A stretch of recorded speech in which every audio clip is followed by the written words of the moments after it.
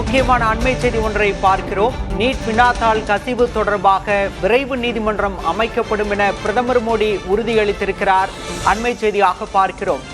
தலைநகர் டெல்லியில் மாணவர்கள் போராட்டம் நடத்தி வரும் நிலையில் தற்போது பிரதமர் மோடியின் இந்த உறுதி முக்கியத்துவம் வாய்ந்ததாக பார்க்கப்படுகிறது. சமூக வலைதளத்தில் கருத்து ஒன்றை பதிவிட்டிருக்கிறார் பிரதமர் நரேந்திர மோடி. நீட் வினாத்தாள் கசிவு தொடர்பாக விரைவு நீதிமன்றம் அமைக்கப்படும் என்ற உறுதியை அளித்திருக்கிறார். விவரங்களோடு செய்தியாளர் கணபதி இணைந்திருக்கிறார். கணபதி, டெல்லியில போராடக்கூடிய இளைஞர்களோட மிக முக்கியமான கோரிக்கை நீட் வினாத்தாள் கசிவு விவகாரத்தில் நடவடிக்கை எடுக்கணும், மத்திய கல்வி அமைச்சர் பதவி விலகணும் அப்படின்னு தற்போது பிரதமர் அதற்கு செவிசாய்க்கும் விதமா ஒரு அறிவிப்பு வெளியிட்டிருக்காரு. என்ன விவரம்? மட்டுமல்லாது நாட்டின் பல்வேறு பகுதிகளிலும் இளைஞர்கள் போராட்டங்களை நடத்தி கொண்டிருக்கும் இந்த நேரத்திலே பிரதமர் நரேந்திர மோடி வினாத்தாள் கசிவு விவகாரத்திலே சிறப்பு நீதிமன்றங்கள் அமைக்கப்பட்டு குற்றம் செய்தவர்களுக்கு விரைவாக தண்டனை வழங்க நடவடிக்கை எடுக்கப்படும் என உறுதி அளித்திருக்கிறார். நாடாளுமன்ற மழைக்கால கூட்டத்தொடரிலே இதுவரையும் எந்த நடவடிக்கையும் எடுக்க முடியாத வகையிலே நீட் வினாத்தாள் கசிவு விவகாரம் தொடர்ச்சியாக 2 அவைகளையும் முடக்கி வருகிறது. டெல்லியிலே பல்வேறு இடங்களிலே போராட்டம், பிரதமர் இல்லத்தின் வாயிலேயே ராகுல் காந்தி மற்றும் காங்கிரஸ் கட்சியைச் சேர்ந்தவர்கள் தர்ணா என பல்வேறு விதமான போராட்டங்கள் தொடர்ந்து கொண்டிருக்கின்றன. இப்படிப்பட்ட சூழ்நிலையில் தான் பிரதமர் நரேந்திர மோடி இந்த உறுதியை அளித்திருக்கிறார். இளைஞர்களுடைய எதிர்காலத்தை விட எங்களுக்கு வேறு முக்கியமானது ஏதுமே இல்லை என அதற்கு முன்னுரிமை அளிக்கப்படும் என தெரிவித்திருக்கிறார்.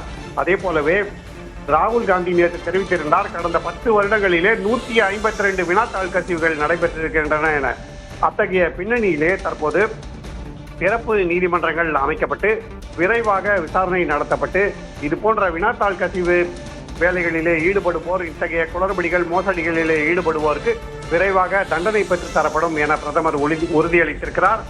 have directed the concerned authorities and officials to take all necessary steps in this regard என தெரிவித்திருக்கிறார். ஆகவே பிரதமர் நரேந்திர மோடியே இன்று போராட்டம் இப்படி தொடர்ச்சியாக வலுத்து வரும் நிலையிலே, நாடாளுமன்றம் தொடர்ந்து முடங்கி இருக்கும் நிலையிலே மாணவர்களுக்கு உறுதியளிக்கும் வகையிலே இந்த செய்தியை வெளியிட்டிருக்கிறார். ட்விட்டரிலே அவர் வெளியிட்டிருக்கும் இந்த பதிவு மிகவும் முக்கியமானது.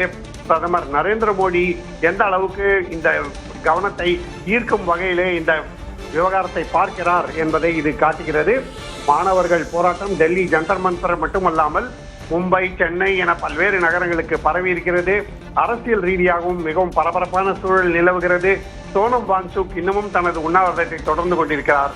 அப்படிப்பட்ட சூழ்நிலையில் தான் மாணவர்களுக்கு ஆறுதல் அளிக்கும் வகையிலே பிரதமர் நரேந்திர மோடி இந்த பதிவை வெளியிட்டிருக்கிறார். இதன் தாக்கம் என்னவாக இருக்கும் என்று இன்று கரப்பான் ஜனதா கட்சி ஆர்ப்பாட்டம் நடைபெற்றுக் கொண்டிருக்கும் ஜந்தர் மந்தர் மற்றும் அரசியல் களத்திலே தெரிய வரும். நாடாளுமன்றத்திலும் இதன் எதிரொலி இருப்பதற்கான வாய்ப்பு இருக்கிறது. நிச்சயமா கணபதி, என்னுடைய இன்னொரு கேள்வி அதுதான். தற்போது பிரதமர் இந்த வாக்குறுதி அளிச்சிருக்கிறப்ப நாடாளுமன்றத்தில் கடந்த 3 நாட்களாகவே எதிர்க்கட்சிகள் அமளியால அவைகள் முடங்கியிருக்கு. இன்றைய அவை நடவடிக்கைகள் எப்படி இருக்கும்னு எதிர்பார்க்கலாம்? ஏற்கனவே விவாதிக்க தயார் அப்படின்னு சொல்லியிருக்கப்ப இன்றைய அறிவிப்பின் பின்னணி தொடர்பாக தற்போது நாடாளுமன்றத்தின் நடவடிக்கைகள் என்னவாக இருக்க போகிறது? நேற்று மத்திய அமைச்சர் கிரண் ரிஜிஜு மக்களவை மற்றும் மாநிலங்களவையிலே நீட் வினாத்தாள் கசிவு உள்ளிட்ட விவகாரங்கள் அனைத்தையுமே விவாதிக்க அரசு தரப்பு தயார் எனவும் இதற்காக எவ்வளவு நேரம் வேண்டுமானாலும் ஒதுக்க தயார் எனவும் தெரிவித்திருந்தார்.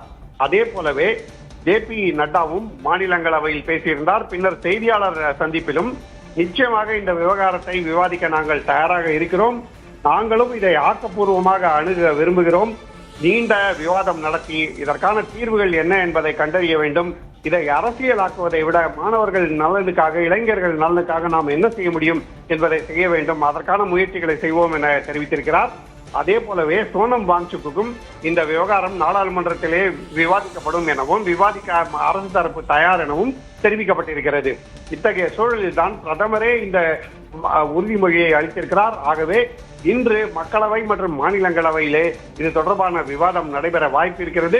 குறிப்பாக மக்களவையிலே இந்த விவாதத்தை நடத்த வேண்டும் என சபாநாயகர் ஓம் பிர்லாவே பல்வேறு நடவடிக்கைகளை எடுத்துக் கொண்டிருக்கிறார்.